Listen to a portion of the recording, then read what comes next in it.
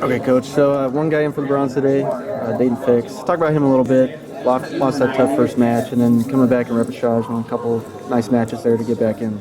Yeah, he lost a tough match against a real scrappy and great competitor in the Russian. I mean, it's just if you followed the rest of the tournament, you saw how well he did. I think he got a little bit more concerned about what the Russian was going to do instead of just sticking to what he's good at. Just a couple of situations where he's usually confident, he was a little passive, and fortunately for him, the Russian carried him back through, and now he has an opportunity to still leave this tournament with the medal. Yeah, and he has the Ukrainian in the bronze medal match. I don't know if you got to see him at all. Yep. Tough Ukrainian. What do you think about him and what he poses against Dayton? He's tough, probably on paper he might have been the favorite to win it.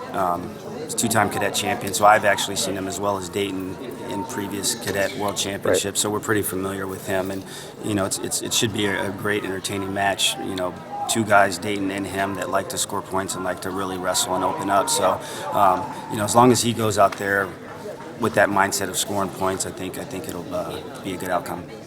Heard about Zahid a little bit. He looked great in his first two matches, really scoring points. Quarterfinal match against Azerbaijan. That was a tough loss.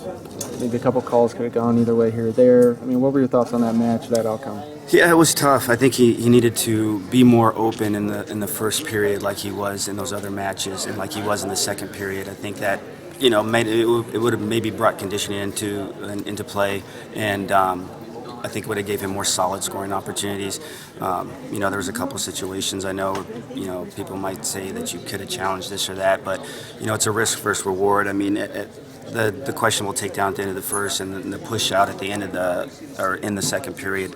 I mean, even those being the case, he still only needed a takedown to win the match. So as a coach, that's sometimes that's what you're thinking. Like, we're going to still need a takedown. So is it worth me throwing the challenge and making it a two-score match if things for some reason don't go my way? Versus even if I did win it, we still need a takedown to win it. Essentially.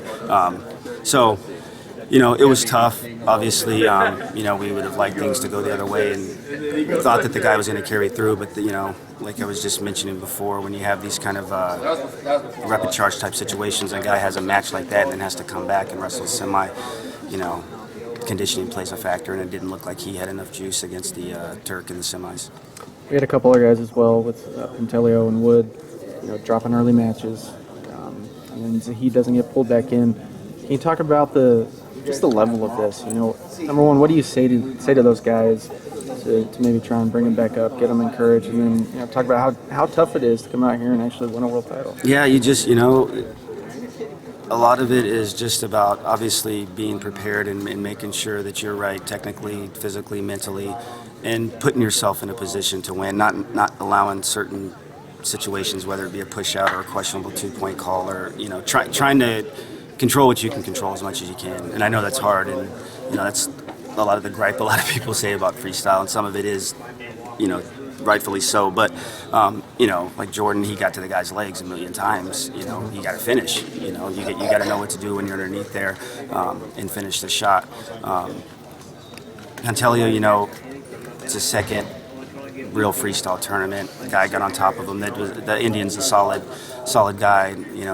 Let him get that gut wrench and really didn't feel confident in that position. And once the guy got the first turn, he knew that he could keep going, and Alex wasn't able to really be able to make that change. And obviously the match ended the way it did. But I think the way he came out that first match and beat a European bronze medalist, and the potential that he has, as good as he is on his feet, I still think he has a really bright future in freestyle if he chooses.